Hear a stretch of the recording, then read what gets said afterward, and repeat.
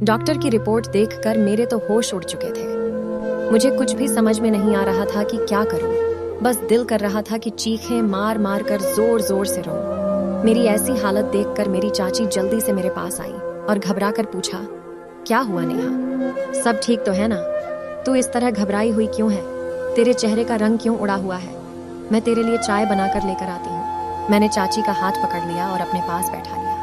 मैं चाची के कंधे पर सर रखकर जोर जोर से रोने लगी। चाची बहुत ज्यादा डर गई और बोली, मेरा दिल घबरा रहा है, कुछ तो बता, आखिर हुआ क्या है? मैंने डॉक्टर की दी हुई रिपोर्ट चाची की तरफ बढ़ा दी। इस रिपोर्ट में साफ साफ लिखा था कि मैं प्रेग्नेंट हूँ। रिपोर्ट छूटकर चाची के हाथ से नीचे गिर गई थी, क्योंकि एक शादीशुदा औरत के लिए यह जितनी ही खुशी की बात होती है, एक कुंवारी लड़की के लिए यह उतनी ही शर्मनाक होती है।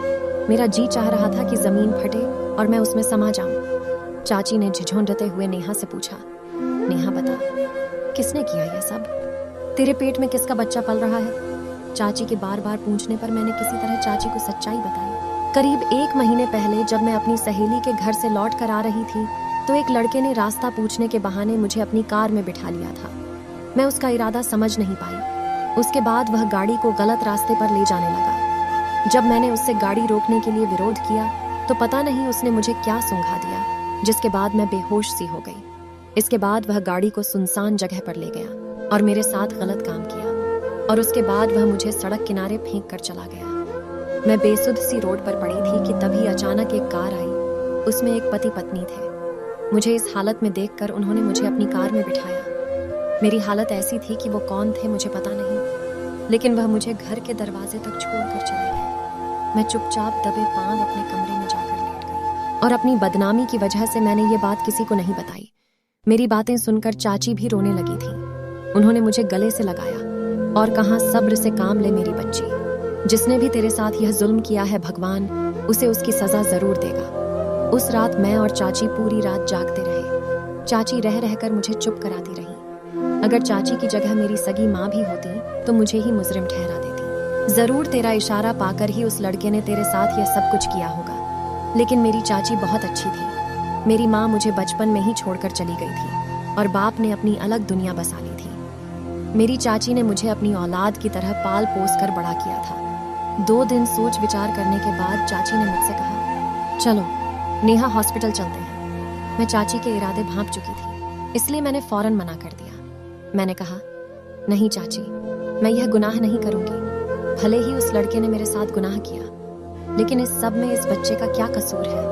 इस दुनिया में आने से पहले ही मैं उसे मार नहीं सकती। इस बच्चे को भी इस दुनिया में आने का हक है। यह मायने नहीं रखता कि उसे कैसे लाया गया, और अब बच्चा मेरे शरीर का एक हिस्सा बन गया है। मेरी बात सुनकर चाची ने अपना सिर पीट लिया और बोली, नेहा, यह कैसी बातें कर रही हो?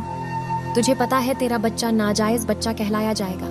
लोग तुझसे उसके बाप का नाम पूछेंगे, तो क्या तू दुनिया वालों को जवाब दे पाएगी? नेहा ने कहा कि मुझे कुछ नहीं पता चाची, लेकिन मैं इस मासूम को इस दुनिया में आने से नहीं रोक सकती। मैं रोती हुई अपने कमरे में भाग गई और चाची मुझे बेबसी से आवाज देती रह गई। अपने कमरे में आकर मैं फूट फूट कर रोने लगी, और रोते रोते मेरी कब आंख लग गई पता ही न चला। जब मेरी आंख खुली तो चाची मुझे आवाज लगा रही थी, नेहा जल्दी से उठ जा, तेरे लिए बहुत बड़ी खुशखबरी है। मैं जल्दी से उठ बैठी।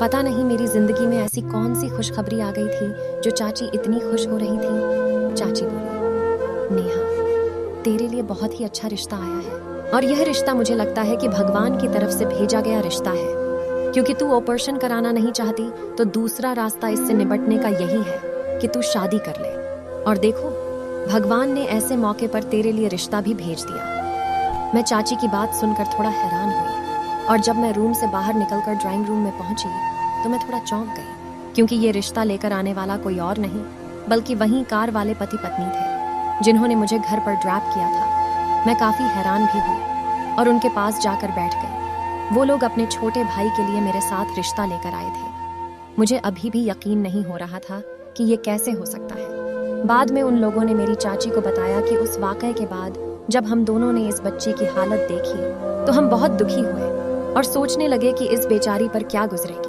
और यही सोचकर हम नेहा के लिए रिश्ता लेकर आए हैं, और चाची ने भी उन्हें नेहा के बारे में सब कुछ बता दिया था, ताकि उन्हें किसी भी तरह के अंधेरे में न रखा जाए। और 1 सप्ताह के अंदर मेरी शादी भी हो गई। उसके बाद मैं अपने ससुराल पहुंच गई और मेरे पति बहुत ही अच्छे थे। उन्होंने मुझे और मेरे होने वाले बच्चे का बहुत ही अधिक ख्याल रखा था। वो कहते हैं ना देने वाला जब देने पर आए तो छप्पर फाड़ कर देता है। नेहा के साथ जितना गलत हुआ, लेकिन उसी की वजह से उनकी लाइफ भी बहुत अच्छी हो गई थी। और दोस्तों, कैसी लगी ये कहानी नीचे कमेंट में बताओ। हमारे YouTube चैनल को सब्सक्राइबर करो।